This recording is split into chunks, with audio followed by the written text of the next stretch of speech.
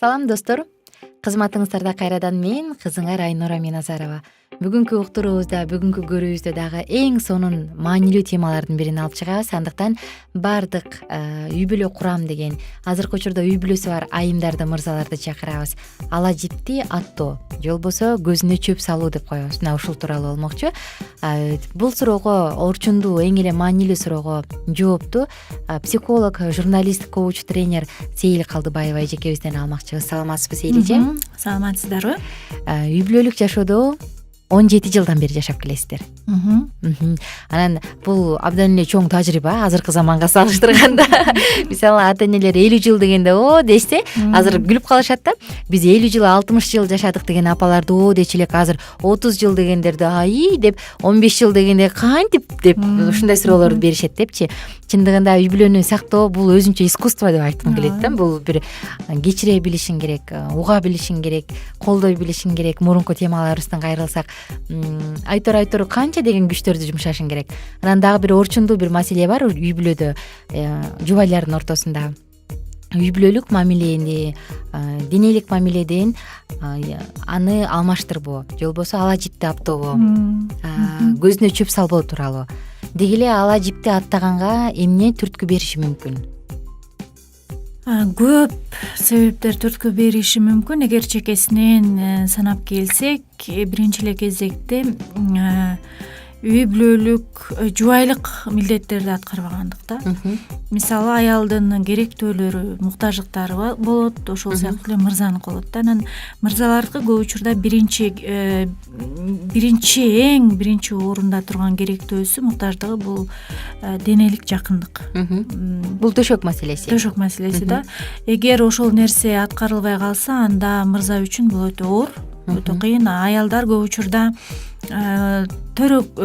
кош бойлуу болгондо же төрөттөн кийин же болбосо аял маанайга жараша болот да, ал сезимдеричи. Анан ошондуктан бул жерде көптөгөн келишпестиктер болуп, анан аял заты дайыма эле эркектин каалоосун аткарбагандыктан эркек башка жолго баягы азгырылып кетүү коркунучу бар да. Ошондуктан бул учурда айтат элем, көбүнчө статистикага карай турган болсок, эркектер көбүрөөк ала жипти атташат. Эмне себептен? Анткени ошо биринчи керектөөсү ошол денелик жакындык, жыныстык жакындык.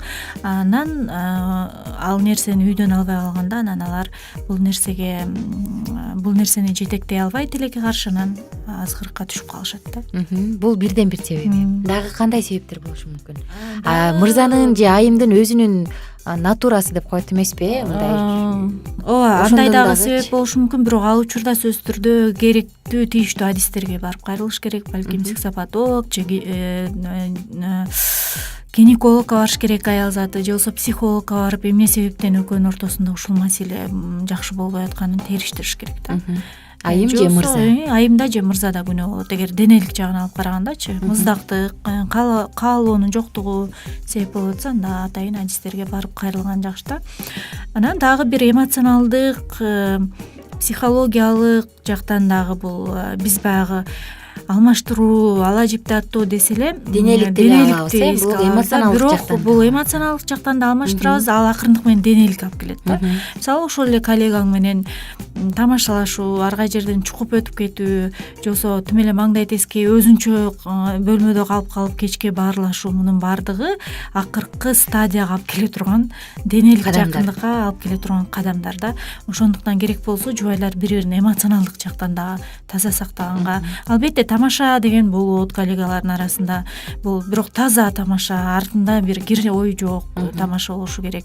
А бизде кандай көп учурда өтө аша чаап кеткендик болот. Анан бул акырындык менен биз айымдар балким жаман ой жок эле сүйлөп коюшубуз мүмкүн, а мырзалардын оюнда таптакыр башка нерсе болуп калышы мүмкүн да. Ошондуктан же болбосо сырткы эле ошол кийинип келүү стили дагы тоскоол мындай түрткү бериши мүмкүн. Мисалы таптакыр эле чыпыйтып денени көргөндө мырзалар ушундай жаратылган, ар бир эле мырза азыр угуп атса макул болот болуш керек. Алар көзү менен көргөндө андан ары фантазиялар иштеп кетет да. Мисалы аялдын кичинекей эле ачык денесин көрүп калса, алар андан ары ошол денени чечинтип, ачыгын айтканда бул сөздө уят жок дейт, андан ары фантазиясында чечинтип, анан алар өзүнүн акылында алмаштыра баштайт да, анан акылга толгон нерсе, жүрөккө толгон нерсе акырындык менен иш аракетке да өтөт да, анан чыныгы алмаштырууга келет.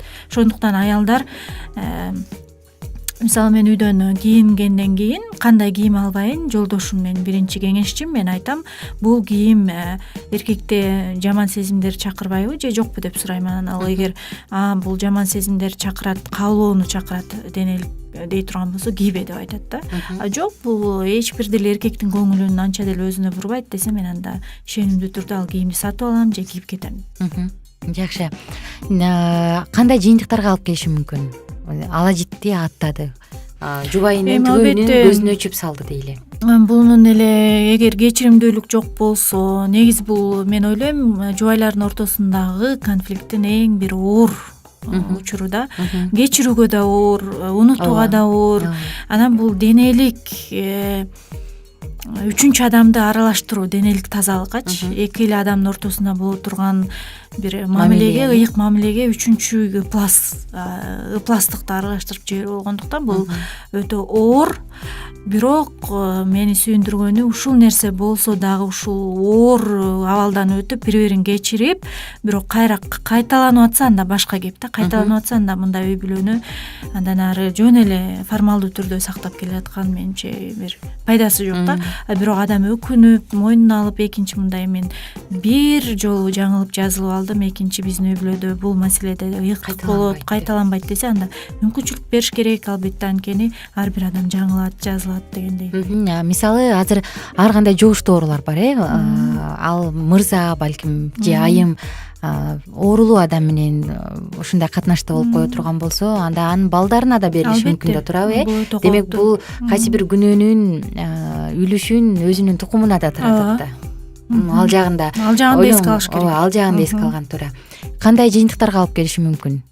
Ошо бул эми алыстатат жубайларды, ажырашууга алып келет акыры. Акыры эле ажырашат. Акыры ажырашат. Же оорулуулукка алып келет. Же оорулуу болуп калышат. Же баягы жубайынын баштапкыда жылмаюусуна ээ болбойдун да. Эми бир чатырдын алдында чоочун адамдардай болуп, эл көзүнө жашап калышат да. Эл көзүнө.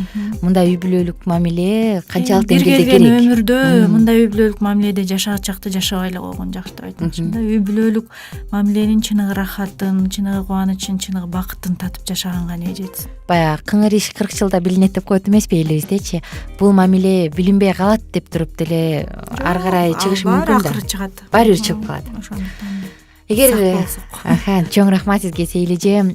Коногубуз психолог, журналист Сейил Калдыбаева болду. Достор, айымдар жана мырзалар, эгерде үй бүлөнү туу тутуп, ыйык тутуп, менин үй бүлөм, менин мамлекетим дей турган болсок, анда ала жипти аттоодон Кудай сактасын жана сактаналы.